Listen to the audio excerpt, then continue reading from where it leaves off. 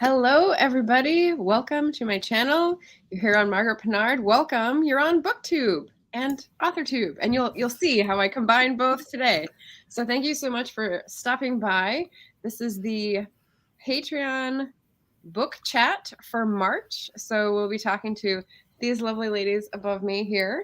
And I'm going to ask them to introduce their channels in case you don't know one or the other. And then we'll get started on all these Irish literature and legend chat. So, Aoife, why don't you go first? Yeah, so I'm Aoife. I'm currently in Ireland and I am the co-host of the Irish Readathon. I have a YouTube Booktube channel called Words of Clover, and every March myself and another Irish booktuber, Leanne Rose, we co-host the Irish Readathon, which is a month-long readathon every March, and basically the goal of it is just to read as many Irish books and Irish authors as you can, and we just encourage everyone to read as many Irish books because we want to just get everyone loving and reading Irish books as much as we do. Sweet. All right. Welcome, welcome. So happy to have you here. Glad I could pull you in because we're going to talk about Irish lit, both ancient and current. And speaking of current, Shanon, SD Huston, why don't you give us a little rundown of what we'll find on your channel? Hi, I'm Shanon, writing under the pen name SD Huston. I am the author of books that are influenced by Irish mythology, and on my channel, some of my earlier videos do talk about my influence from the Irish mythology in my writing videos, but currently I am putting out videos that are more tailored to the my world of self-publishing, what I'm going through, and my marketing efforts and my results from that. Sweet. So you're trying to do both sides of the coin as well. Okay. And I'm also going to ask you a little bit later about the choosing goddesses from different traditions, because I find that very intriguing. So welcome, everybody. Who do we have in the comments to say hello to? Let's put the banner up. Let me catch up here, guys. Richard Holiday, hello. Anita, hello, guys. Nice to see y'all. Cool Gamer, hello, hello. Feel free to ask questions in the chat. I'll pop this up just so people that come filtering in will know we're taking questions. Our first topic of today for this book chat. What is the book chat, right? So let me just get this pitch out of the way. It's Patreon book chat, which means I have a book club, I have a bookish mail, and I have a just send me love. And so that's helping me put out the video each month where I bring an author or a bookseller or librarian or some sort of book love person to the channel. So check it out in the description if you're interested. And readathons, hot topic on Booktube. So let's talk about readathons. Irish Readathon, Aoife has already introduced us to the concept. The basic idea is just to read books by Irish authors. And so here's a question. I have a readathon in May about modern. So it's about books written in the modern time period of 1901 to 1945. And I get people thinking that it means set in that time. So how have you thought about books that are written by Irish authors and books that are just set in Ireland by other people? And where do you draw the line? Well, for the readathon itself, we just say it can be set in Ireland or written by an Irish author. So you could read a book written by an Irish author, but not necessarily set in Ireland. Or, you can read a book set in Ireland that's not written by an Irish author. As I said, we kind of make it as easy as possible for everyone, because we know ourselves that not every library or bookshop out there in different corners of the world have a wide variety of Irish authors. So any way that people can take part, even if it's just to read a book with green on the cover, that's what we try and encourage people to do. Right. So. Excellent. So these are the prompts. I'm just popping up the graphics that they have for the readathon during this month, and we're only 1 week in, so you can definitely participate. If you look at your TBR and you've already got a green book in the mix, you're all set. So I recently went through this on my TBR, and I just flash up Ghost in the Throat, which is a recommended by Aoife for sure, and also the Tainted, which is historical fiction, so right up my alley. which I'll be reading with Maria of MH Books. I'm very excited about those, and they satisfy most of the prompts. So obviously I never win any readathon I enter ever, but at least I'll get, like two for one a couple times. So there's no winners in readathons, I think, especially not with this one. It's just everyone's on an even keel. We all get a gold medal at the end of the day, even if you just, as we said, read one book, read a green book, Nice. Speaking of gold medal, actually, this is a sidebar, but I wanted to shout out to my sister, Kathy. She and I are doing this virtual walking app, and she started with going around the Ring of Kerry. So basically they put you on Google Maps, and she sees like where she's going based on the mileage that she updates. And then they send her a medal as if she's done the marathon of like the 230 miles or whatever it is to actually walk the Ring of Kerry. And so she was loving it and loving watching the scenery go by. So that was a fun little Irish anecdote. Yeah. Nice way of seeing it. Yeah. John's here. Hey, John. Howdy. He's over in Howdy Land. All right. So that's the readathon. We've talked about our TBRs a little bit. Shanon, what about Irish myths that you chose to highlight in your series Clash of Goddesses, which I have ready to pop up here. Yay.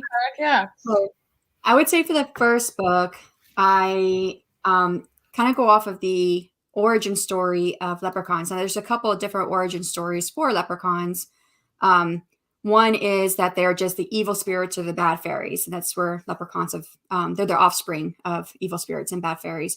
However, another one says that the leprechaun is actually the ancient Irish god of the sun, Lugh. And they're not really sure how that came in there other than, so leprechaun is actually spelled, I cannot say it. It's spelled a little bit differently. It comes from a different name in the Irish language. Mm-hmm. But if you break down the etymology of it, it means Lugh, little body. And so they've kind of thought, well, maybe that's where it's come from. So I use that origin story for the leprechaun in the book. But for the overall arching series, everything kind of stems from, I'm not really sure if there's an exact name. They don't really have names to the tales because they were just all written out. But if you are familiar with Finn MacCool, one of his sons, Oisin, he followed a Neve. I'm trying to remember how to say her name. I wrote it down. Hold on. Let me see if I can find it. Neve. Okay, Neve. She came to him and said she was in love with him, and of all the warriors, she loved him the most. And so he went with her back to the other world, and then they had 3 children. And you get their children's names, and then that's where the myths start or stop. Sorry, I start from that point forward with the characters in my book, from one of their daughter, which is I wrote down again. I'm trying to remember how to say these names. Plornamum was one of their daughters, which means the flower of women. So you can see where I get my theme of flowers for my book. Lily, Rose, and Marigold. Yay. Okay, cool. I do talk about that briefly. I bring that in, but I added a motivation in there where Neve actually seduced Oisin because Oisin misses his father. He wants to go back. And of course, there's a whole long story from when Oisin does go back to the, our world, the mortal realm, back to Ireland with St. Patrick. And is that when he can't get off his horse and he touches the ground? Right. That one. Okay. Right. So, but I see he would be missing his father, and being part of the band of men, the Fianna, I think if I'm saying that right, the warrior band that belonged to Finn MacCool. So, so in my mind, he didn't really want to leave. And here's this lady comes and she's pretty and she's like, hey, I'm in love with you. Come home with me. And, so in my mind, she seduced him. And then the next morning she says, you don't have to go with me. I have what I want. Of course, she's pregnant. And then he goes with her. So I added that part in my story. Yeah, don't try to take consent into the Irish legend. So we'll just say that, right? Yeah. Yeah, questionable. So what do you think, if we think about just the few names that you mentioned there, you talked about Finn MacCool. I've definitely heard about him. I put a little gif of Cthulhu because that's sort of related, adjacent. Howlinn. There's all these sorts of like big names I can think of that I've studied or like is in my handy dandy Irish folklore that I still had from something long ago. What do you think are the inheritors of those archetypes? Like, how do we find them in pop culture today? And this is something I asked them to sort of think about beforehand because I know that's a hard question. But what do you think? Aoife, do you want to go first since I was just talking? Or yeah. I mean, with Cuchulainn, like he was the warrior. He was the macho man. You know, I think in fantasy itself and in urban fantasy, there's normally even if like you go back down to like, you know, that the stories about werewolves where there's the alpha werewolf. I mean, if you wanted to, you could link that up to Cuchulainn, who was like the leader of his band, who was, you know, the strongest, the fairest. You know, and not only was he strong and fair, but he was quite moral as well. Well, Cuchulainn got his name. Like Cuchulainn's original name was Setanta, and he got his name Cuchulainn because he killed the hound of a man, and he took that name. Then he was going to be, well, I've killed your dog, you're a protector, so I will now be your protector, so now I will be the hound of Cuchulainn. That's where that comes from. Yeah. I might have gotten that a little bit wrong, but that's more or less the gist of it. And then it's kind of funny as well, like thinking about Oisin's story as well. Like that's a story that Irish people, like kids, we grow up. That's one of the legends that we read as a child is Oisin and Niamh taking Oisin to Tirnanog, and then coming back, and Oisin coming back years later, 100 years later, and thinking he was strong, and then, you know, crumbling to dust when he touches the ground of Ireland again. Yeah, you should have stayed in Tirnanog. Right. Yeah. And so this isn't a current pop phenomenon, but when I read that story, it automatically translates to Rip Van Winkle for me, because it's someone who's like, you know, away with the fairies and then comes back and is like, what happened to the world? And I don't think he turns to dust, but it's still sort of the same feeling of passed by the world, which is interesting. Yeah, for the Dutch. How about you, Shanon? Yeah, so I have a couple. So one of my favorite is, you know, we've got The Legend of Sleepy Hollow by Irving, Washington Irving, I think it is, right? And that story's been retold over and many movies made over and over. Well, that all came from the Dullahan, which came from Irish mythology, which was a all black horse with flaming eyes, and the Dullahan and it means dark one or dark man, I think is what it means. He's sitting on top of the black horse holding his head, his severed head, and he goes around and collects people, dead people. So yeah. So I was like, this was like the origin story of, you know, the Legend of Sleepy Hollow. So that was one. There's also this the idea of like dark action girl. So there's actually an Eva in the mythologies, and she was a great warrior princess, and she was defeated in single combat actually by Cuchulainn and became the mother of his only son.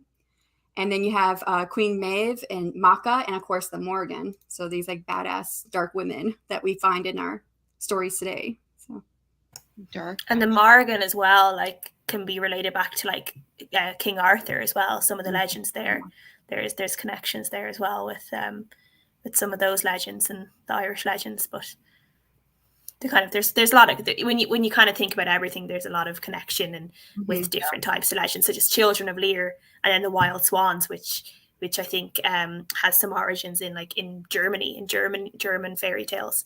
And there's a lot of everything kind of twists and winds up with each other. Would you say I was gonna say, wasn't there a story where she was talking about, is that related to like the Wanda sister as the brothers were turned to swans? Yeah. So the Children of Lear is Fionnuala, and she was the daughter of Lear, and she had 3 brothers, and I think 3 or 4 brothers, and her father married a witch whose name was Aoife, and she basically was jealous of the father's love for his children, and she cursed the children to be swans for I think it was 300 years. It might have been longer than that, and it's just about their time as swans, and when they eventually they keep returning to the lake where their father feeds them, and his love for them remains, and eventually he dies, and they eventually return back to humans. But by that time they're very, very old, so they eventually die together as humans, but they are eventually able to go back onto the Irish land as humans. But it's a sad story, but it's magical as well. But there's a lot of ties to it as well with the Wild Swans and Daughter of the Forest by by Juliette Marillier. So when I was reading Daughter of the Forest last year, I saw a lot of connections to and I have a kind of a new retelling of Children of Lear as well later on for a recommendation. Yeah, because I think I started getting confused because a lot of these tales are very similar, but they have like some different culture or maybe like a different century, put a different spin on it. Yeah. And from there it sort of like diverged. There's one where the swans need nettle shirts to turn back into humans. Yeah. And I think that's separate, but that's the one I remember watching as an animated classic when I was a kid. So yeah. But maybe that's the Six Swans one Anita is talking about. Yeah, it's interesting how the tales diverge. Yeah. So Shannon's agreeing. Sweet. Pay happened in. Hello. So we're talking about Irish legends and how they're popping up in retellings and sort of just in the culture now in the various ways, streams that they've come down to us in history, which is pretty cool. When you were talking about Morrigan in Arthurian legends, would you cast her like who is the inheritor of that archetype? I'm thinking it's like the half sister, and I'm not Mordred. That's the son. What is it? I think I had it and I lost it. More. I want to say Morgase, but I know that's not right. Morgan Le Fay. Is that who you're thinking of?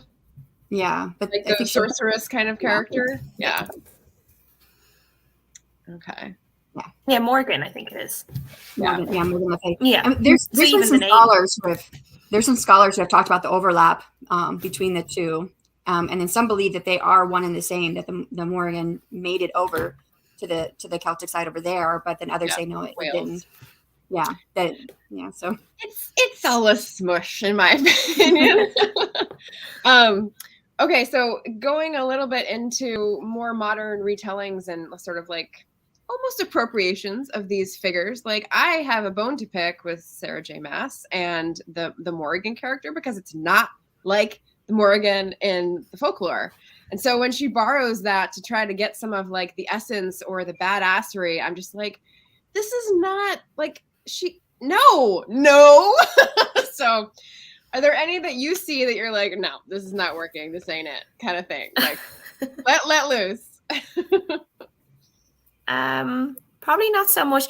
To be honest, I haven't read as much urban fantasy in terms of with Irish connections. Now I've read some things like historical fiction that has been based in Ireland by non-Irish authors that I feel like, I don't know if you've done that well. Like, and I think it's just there's some things that are like the history itself is still delicate in like modern Ireland too. Where in terms of, but I've also read like when we were talking about Holly Black earlier in The Cruel Prince, and there's a lot of connections there between like just like English like fairies and like little people and that kind of folklore there, and there's a lot of connections there with Irish, with the Irish one as well. And so there's none that I have like I can think of. There's ones I can recommend that I think are done well.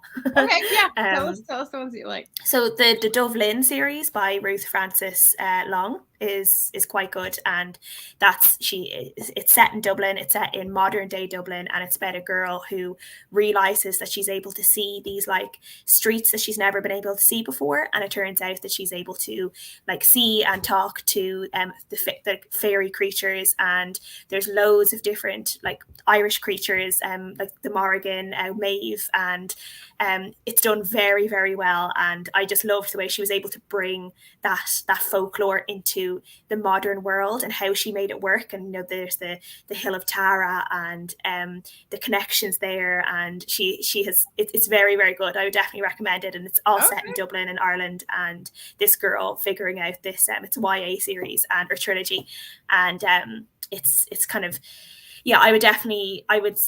it's one I would recommend if people wanted to read something kind of more modern that's connected to Irish folklore. Cool. So I had to take Goodreads because it's the first one I found. And, on the air. So put that up there. Anita's mentioning the Iron Druid, Irish-based urban fantasy. One right here. Yeah. So this is the first one in the book, the first book in the series. Oh, nice. So I have not made it through. I think I've probably talked about this on your channel before when I was trying to find out more stuff about people who wrote about the Irish myths, and it is urban fantasy, and I'm not really, that's not really something I'm attracted to reading, so it's hard for me to get through. And I would say that the Morgan, she's in this, she's very sexualized, but then I think about how I'm writing her, and I kind of write her similarly, but I do it in a way where she uses it to manipulate people, because I kind of see her as the person that's behind the curtain manipulating things to get get things going the way she wants them to go. So I don't know. I'm not real crazy about the book. I've had it for months and I'm still trying to get through it. I've only made it, let's see, I've made it that far. Some books take their own time, right? I'm trying to think. I read Daughter of the Forest, and I'm trying to remember if Raven. Oh, I just read this, and I was going to look it up on Storygraph to see. Here's one. I have not been able to get into this one yet, just because I haven't had the time, but it has great reviews, and it's also contemporary. But I really loved it because one of the characters were named Rose. Oh, okay. This one here is the one that I was going to talk about with Children of Lear. So this is a retelling of the Children of Lear, but it's told through the eyes of the stepmother, so the person who curses them. And you're seeing her story and how she came to the house of Lear and married Lear, and her relationship with the children and how it turned so ugly. And then we see kind of her sorrow of what she did to the children and how she tries to make it better. And she really just curses herself in the long run from it, how she didn't get anything out of what she did. But it's told really, really, really, really well. And Deirdre Sullivan itself, she has done she wrote another book called Tangleweed and Brine, which is similar to this, except in red. The cover is quite similar, and it's kind of fairy tales retold as well. Not necessarily Irish fairy tales, just kind of the well-known fairy tales. And she's retold them, and they're brilliant. So she is quite a lovely way of writing that I would recommend. Very cool. That kind of reminds me of the whole stories with the evil stepmother, because that's like one of the first stories of evil stepmother. Yeah. And I will mention, for Children of Lear, I have an author friend, Marion Woolley, author MGW on most social channels. And she has a Children of Lear retelling that I think is just titled Children of Lear. And she has a very lyrical way of going through the time and getting through different POVs. And I really, really liked it. So that's like a few years old. But yeah, she's just done a really good job. Maggie's here. Hello, Maggie. Anita's saying Morgan Llewellyn. So that name is on my list. It's written some historic fiction with fantasy or myth elements. And I had 1916 like on my shelf for years and finally unhauled it because I'm like, why am I not reading this? I don't know. It's an American author. So I did note when I went down my list, we've talked about Holly Black, who's American, Sarah J. Maas, who's American, Juliet Maria, who's New Zealander, and Morgan Llewellyn is also American. So have either of you read Morgan Llewellyn books? Have anything like, yeah?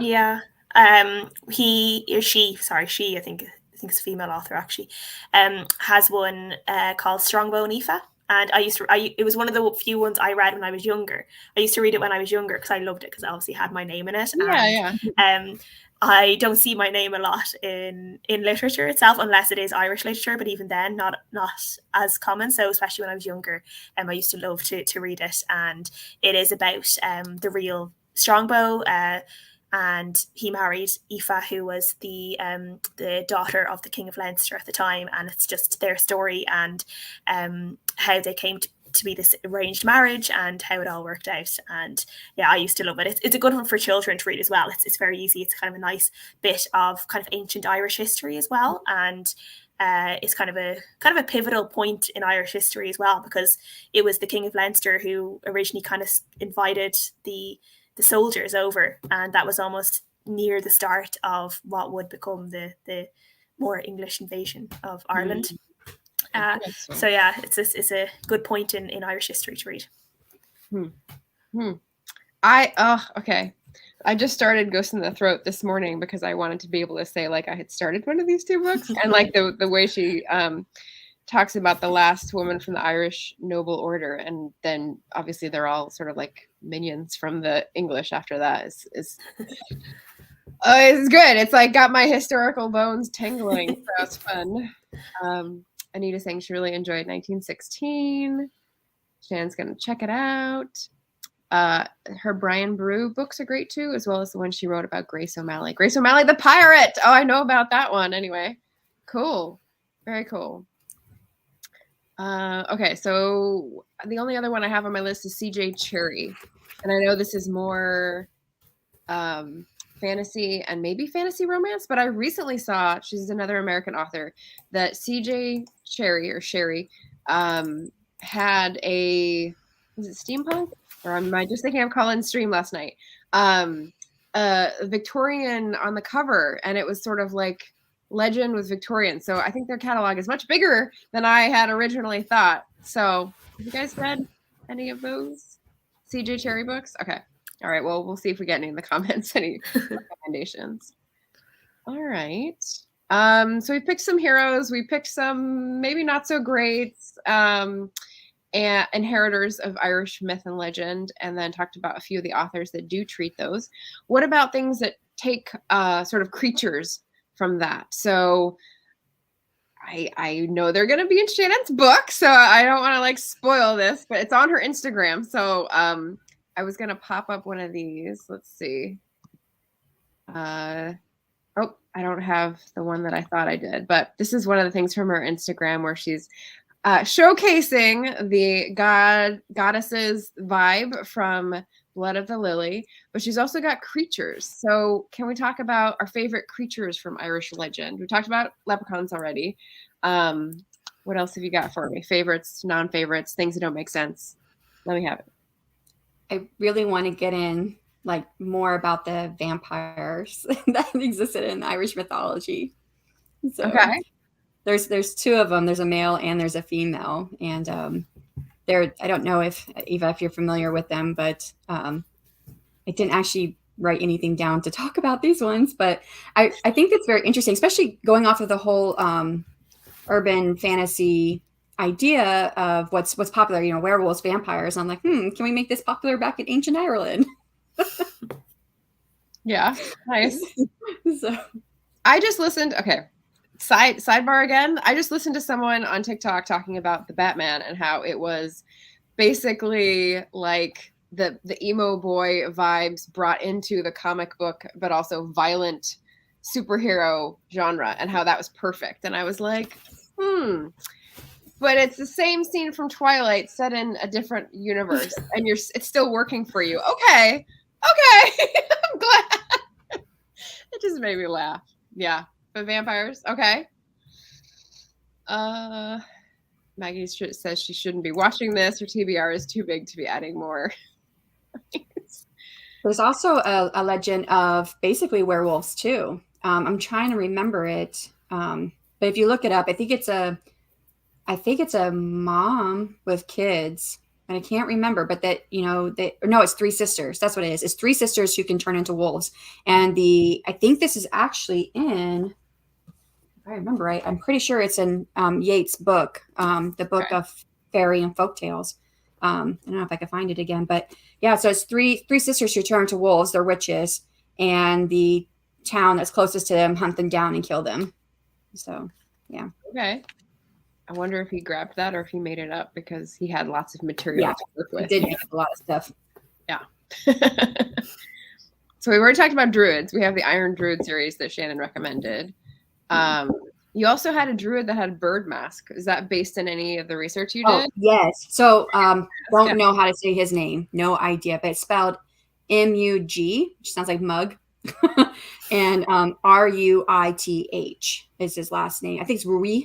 Now, there are various spellings to both of his first and last name. But he is the most powerful Irish druid in the mythologies. And he lived a really long time. He was around when Christ was killed, all the way to the time of St. Patrick in many stories. So, which is at least 400 years there. And he was either blind or only had one eye.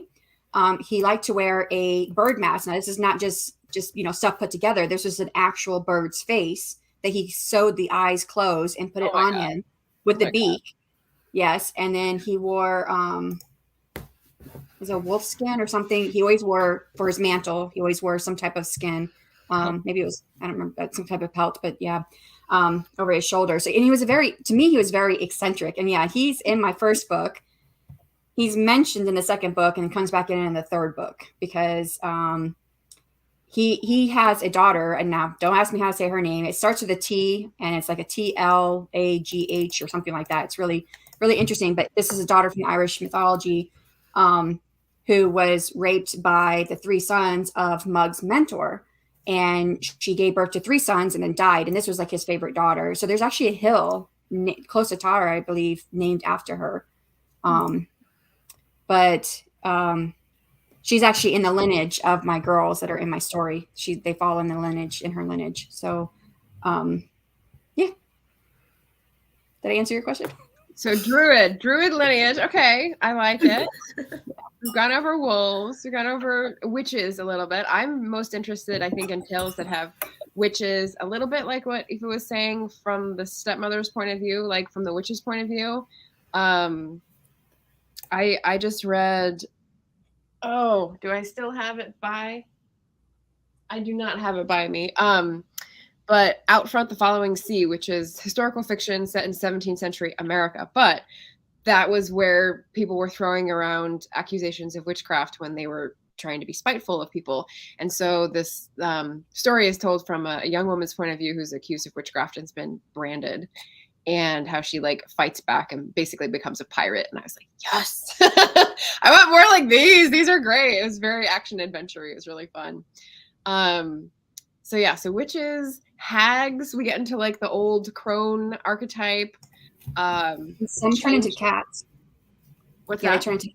Some turn into cats. So okay, it's interesting. So I can't remember those stories, but like there's a couple stories. Professor McGonagall. The King of the Cats. There's one called the King of the Cats. Okay. There was a cat that there's a hole in a ground, which is it's a tourist destination. Can't remember where it's at now, but it's in Ireland. But it's related to the Morgan. So, but this is sometimes there's a black cat that comes from there, and so they say it's either her or another witch that comes out, and you don't want to be near that cat when it does come, because it'll take your life. Interesting. So, yeah. I have so many stories in my head, I can't remember all of them. Like, this is why you need to write them down. I've always I've always just been a fan of the normal, like I say normal, but like the fairy who, you know, kind of enchants you into coming closer and then will kill you, like the ones that look beautiful and you think you're safe and then you're not. So I really love that, reading that in mythology, and particularly and with folklore. So just like The Call by Padraig O'Guillan. I'm not sure if people have know about that one, but that one's a great one. That's set in kind of modern day, but it's in Ireland that has been cut off by the fairy folk. Ireland has been completely cut off from the rest of the world, and now children between the ages, I think it's between 12 and 18, they're called into the grey lands, into another land, and it's for 3 minutes on like our side of the world, but in this other side it's 24 hours, and these children have to survive 24 hours being hunted by the fae. And it's almost like it's a YA, almost like horror book, with folklore, based in folklore, and it's very good. I really enjoyed it now, and he plays on that type of fairy very, very well. The ones that look good but will kill you. Yeah. I those are scary. Those are like not my speed. They're interesting. Like Selkies are not like that. What are the horse? I forget what the horses are called. Kopalishka. That's the not water horses. Yeah. Kelpies. That's how I know them. Kelpies. From Scotland. Yeah. Kopalishka, the Irish version. Yeah. The ones that look like horses and you get on and then you can't get off. I remember looking at a graphic novel and I can still like see the panels where it was like their hands were merged into the horse and they were dragged underwater. And I was like, yeah, now that's in my dreams. Thanks a lot. Like, so very effective horror like images. Yeah. So, There's Kelpies. also marrows, which are like mermaids in a way, I guess. But the Irish have their own name for them, but I don't know how to say them. But the marrows often typically wear like a red cap with feathers, and if they can take it off and they can walk on the land. And if you get the red cap, you can keep the marrow. So there's stories. This Again, sounds later. like a selkie. This sounds like a selkie, except instead of the skin, it's very similar. Yeah, okay. Right, but the marrows the women are considered beautiful, but the men are not. And again, this could be coming from, because I haven't found much in the original text, but W.B. Yeats, what he wrote down. He says the men have pig's eyes, red noses, green hair, and green teeth. Lovely. So, I actually did a video a couple of years ago for the Irish Readathon. It was Irish creatures and where to find them. And it was just a recommendations video of like different Irish creatures in mythology, and then books that you could find these type of creatures in. And that's one that I had a lot of fun with. Marrow. Yeah, when you say marrow, it makes me think of like the vegetable, but like the zucchini is what we call a zucchini. They call marrow, but yeah. Oh, Barrett's here. Sorry to hear you're feeling unwell. We'll catch you soon. Yeah. Changelings make me think of Benjamin Button, because that's one of those like ugly things. So when you think of all these creatures and you think of all these terrifying legends that, haunt your dreams, why do you think so much of the legends that are left over that we still consume are so horrifying? Like, it's something beautiful that turns out to be dangerous, or it's something dangerous that turns out to like decimate a tribe of people. Like, why do you think? Go ahead, Shanon. I would say a lot of it has been changed from the Irish mythologies. Not to say that there aren't some, bad creatures in Irish mythology, but the Doireann themselves, they were relegated to fairy status. They became the little people or the fairy folk, and then they were turned into these tricksters who then switched out their babies, changelings. But that's not who they were. That's not how they started. And I think that was the Christianity, the Christian influence, trying to make them look bad, and they weren't to start with. Trying to make the pagans look bad. Boo. Yeah. Yeah. Okay. It's always the fear of the unknown as well. Like anything, that is more than human is always a little bit scary. And, when you think of creatures that are like sometimes taller or more beautiful or have hidden gifts, like there's always going to be people who will twist that and make it scary to keep people away. Yeah. And to not question too much either. Yeah. And the idea of the changelings for the babies, right? That was a way to explain deformities in babies. So yeah, there's a book I really love, The Good People by Hannah Kent.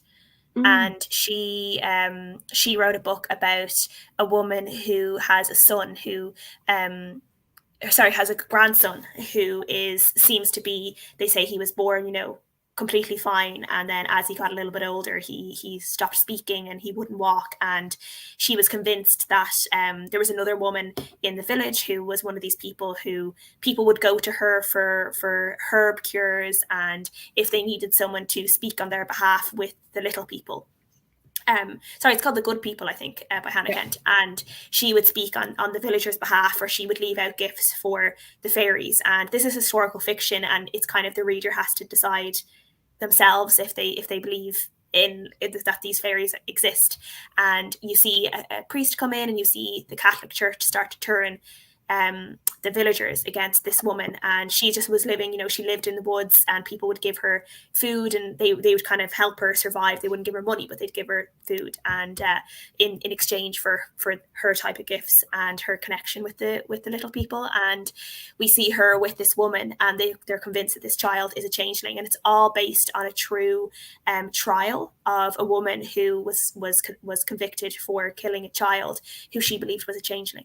And it's based on this trial. It's very interesting. And this woman 100% believed that this child was a changeling, and she was doing the family and the fairies a good turn by giving this child back to them. that setup of like the reader has to decide how much is real or not kind of makes me think of, is it The Hunger? The one where it's the woman who's doing the I'm not eating, but I'm still living. And they send investigators in the Western. Oh, The Wonder, yes. Wonder, yeah, Emma Yeah. Donzo. Yeah. That's one of those ones where I haven't read it because I'm afraid it's going to feel too like unreliable narrator-y and just make me like think about it for the rest of the month. And I'm like, I need to focus. But yeah, I hear good things about it. Jenna O'Malley is here, been lurking and listening. Hello, my dear. I did find a bookshop link for the good people. So if that's a good recommendation from Aoife, it's in the chat, everybody. So if you want some of the mythologies that were translated from the text, now this is from Lady Gregory, and she even says that some of the texts where it didn't have like a transition, she added a transition in between, but that it has a lot of good the background from the actual. And I just found that they had like an army that they fought where half the army had cat heads and the other had dog heads. Oh my goodness. Yes. Reminds me of the Egyptian mythology. Yeah, Egyptian. Totally. Yeah. Osiris's and everything. Mm-hmm. Yeah, I've heard interesting things about the Yeats and Lady Gregory crowd around like 1890s to 1910s and how they were like friends and worked together but had a weird relationship. I want to get more into that in like the historical perspective, but I don't know how it influences the tales that they actually told and published. That'd be interesting to dive into. Well, hers are and I've read like a couple of different like direct translations from the text, and a lot of hers does kind of meet up with it. Now, of course, she has like transitions in here that are not in the text, and then there's a lot of the original text that it's so garbled they don't know what's being said, and so she filled that in too. So hers tend to come directly from like people's translations, where his they found out that he made up some of the stories. So yeah. Okay. But I wonder if the stories that he made up, if it wasn't still something that they was discussed in families, the oral literature. Yeah. I had a recent video where I was talking about the collectors of folklore and how that's an interesting dynamic as well, because like you're an oppressor culture going in to like collect something that you don't understand. So how are you affecting the narrative by your collecting process? I definitely was thinking about that when I was like looking into some of the things I have for Scottish stuff that was going into the Outer Hebrides for legends and sort of stories that people told that were real from hundreds of years ago. Like how distorted is it, and what shine did the recorder put on that telling? That could be said with any of the Irish stuff, because everything that's written down, even the translations, the stuff that's been translated, all the stuff that was originally written down was written down by the monks. So who knows how much they changed of the original stories, because before that, the Irish history was oral. Yeah. Speaking of oral history, Maggie had a comment earlier that was comparing these to First Nations myths, witches and warlocks as shapeshifters is very common in First Nations, which is interesting. Like, yeah, kind of the roots of the culture, myths of demons who turn into beautiful women in Asia and India. It's cool. Okay, so what, with your knowledge of the creatures and the heroes of Irish myth and legend and how they're treated, like if a figure could step out of an Irish legend and put things right in our timeline today, besides the Irish fishing fleet, who would you choose? Bridget. What's that? Bridget. Saint Bridget. She would. She was good. She's I think she would come with her cloak and she would just put the cloak over the world and just make it all better. Yeah. I like that. Yeah.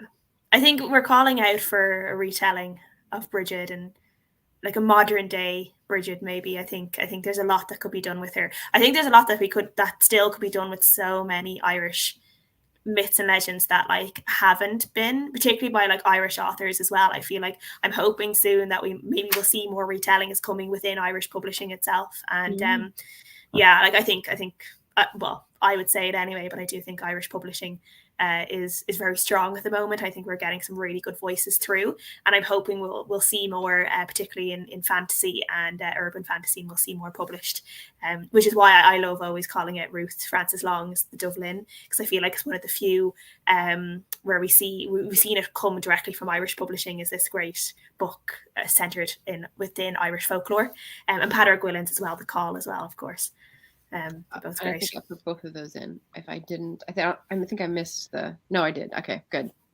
I put a Goodreads, an Amazon, and a bookshop. So I've covered the gamut here of, I don't know, outlets. But those are great recommendations. Thank you, especially for YA audience, so accessible to all levels. I like that. Yeah, strong Irish publishing. How about you, Shanon? If you had to pick a hero from a legend to step out and tell Putin what's what. I mean, I'd have to go with Howlinn. So, I mean, he was just a very strong person. I mean, he had a lot of faults too, but he was very strong. Okay. I don't have an answer for this one. I was just gonna like muse on what you guys were sharing, because you're more the experts at this point, because I haven't gone. You could go with Fionn and the Salmon of Knowledge as well. Yes. I mean, he should know what to do. Right. Yeah.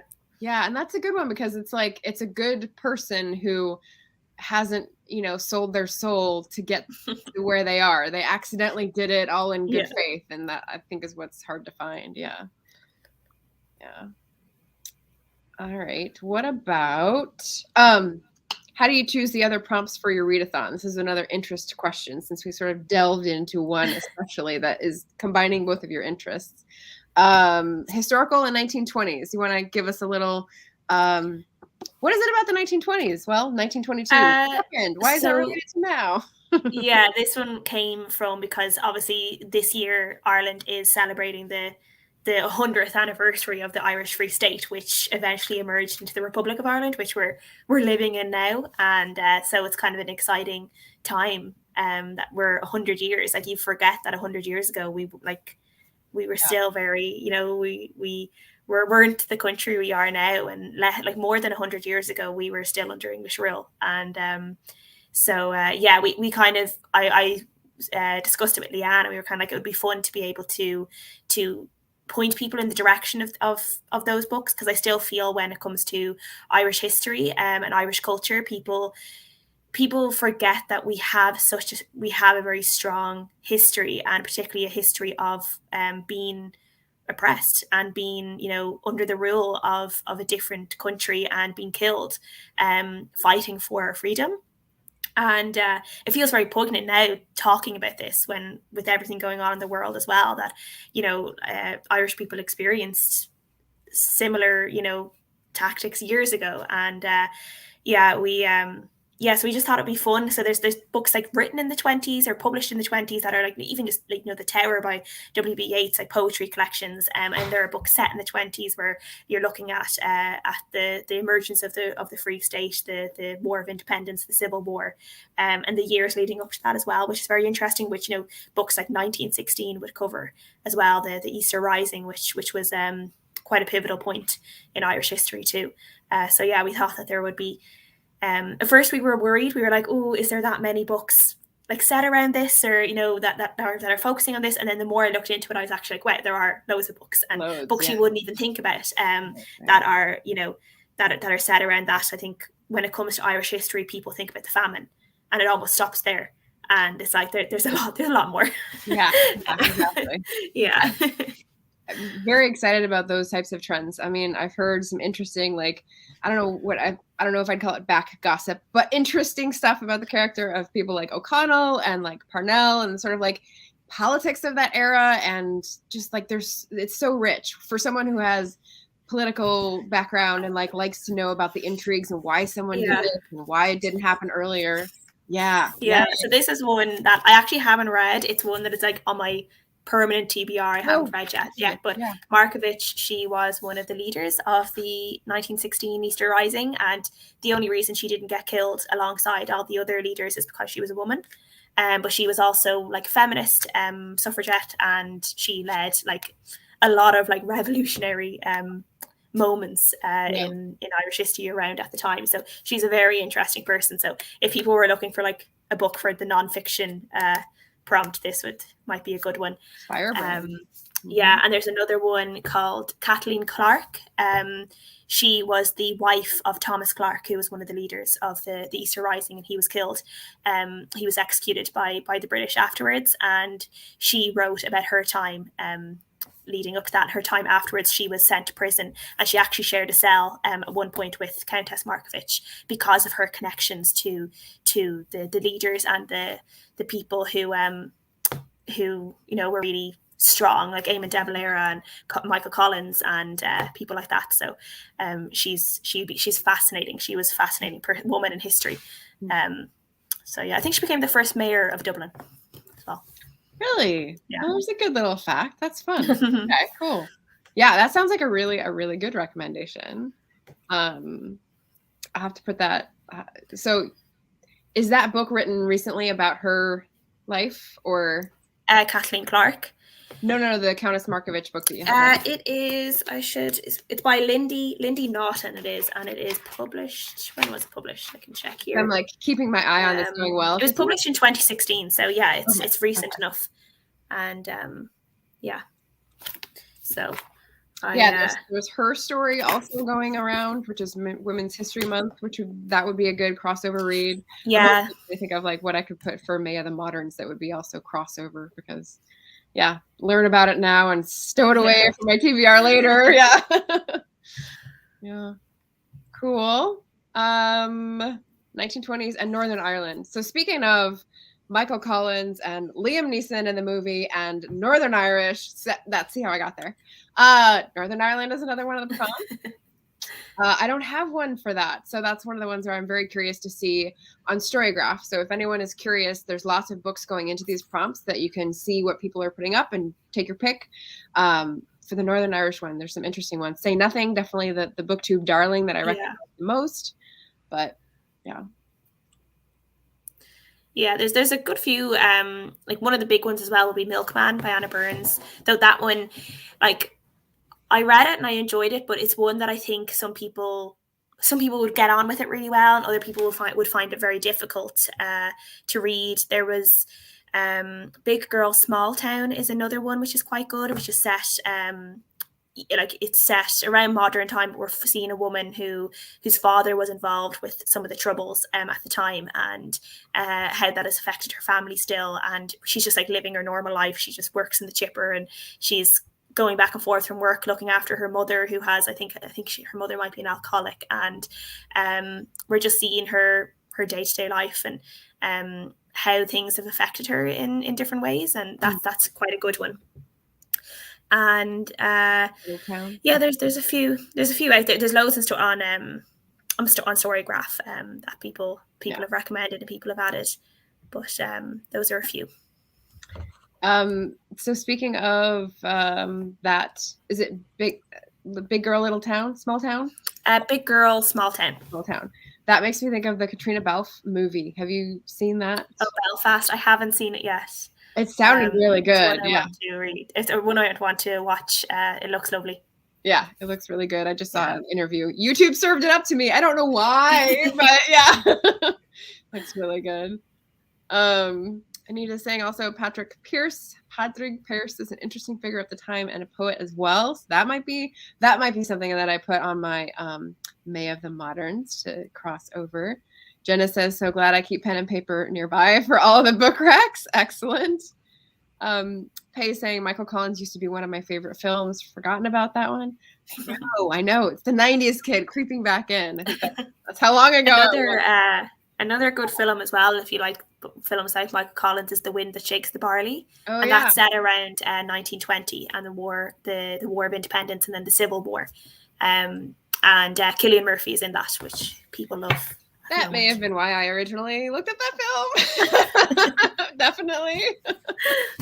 Yeah. And I love the title too. That's a good one. Yeah, I know. Hard to get through all these books. Definitely.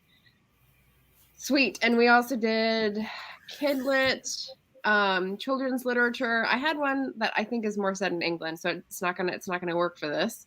But again, if you want to visit, here's where I put up the next banner. Sorry. I have these ladies' channels down below, and they will direct you to the Storygraph, where you can get all these lovely recommendations for the Irish Readathon, as well as Irish myths and legends. So that'll be fun. And sort of final questions, we're going to talk about coming attractions, which Shanon had. So if you want to say that, I'll go pop the links in the chat. Give me a second. If you want to tell us what's coming. Yeah. Some coming attraction. So every Friday right now, I'm doing pyramid productivity pyramid wars on my channel at 9 a.m. Central Standard Time. And my co-host for this month is in the chat, Jenna O'Malley. So yay. And yeah, we're doing that every Friday. And I'm on Beth Ann's channel, which Maria should probably pop up her channel here in a second. I don't think she has the thumbnail up yet, but we're going to be doing a buddy read of Morgan.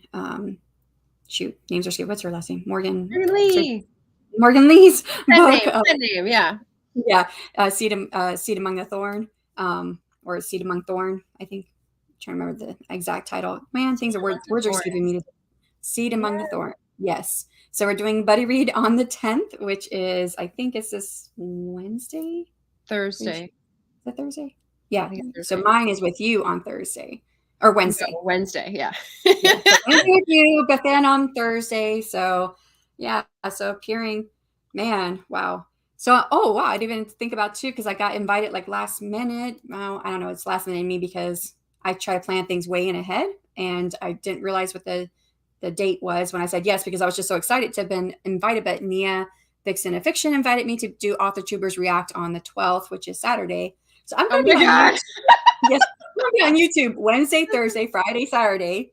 And then I think Sunday, I have an author interview with somebody. I meant to look that up, but I forgot. I think that might be with Books by Adrian. Oh, cool. So it's like I get Monday and Tuesday off, and then I'm on YouTube the rest of the week. Crazy. Yeah. You get these like super powered weeks where you're like, what the? Something in the air for sure. Cool. So yeah, you mentioned that we have a buddy read of Blood Like Magic on Wednesday, which is going to be very exciting. I think for the February Black Authortuber books, it's sort of spilling over into March, and for March Irish Readathon books, they'll probably be spilling over. My wrap-ups always are in the next month anyway, so you'll be familiar if you're on the channel already. And Aoife, anything coming up for you that you wanted to highlight, or just shout out to anything going on at the moment? Yeah, so obviously the readathon is happening until the end of March. So if anyone wanted to join in with that at any point, they can. And we do also have the 24-hour readathon happening on the 19th to 20th. So this is as casual as you want. You can start whenever you want. You can finish whenever you want. And just that weekend, just read as much as you can. And you don't even have to read anything set in Ireland or by Irish authors. Just read whatever you want. You can join in, use the hashtag the Irish Readathon, and let us know that you're joining in. And yeah, we'd be delighted for it.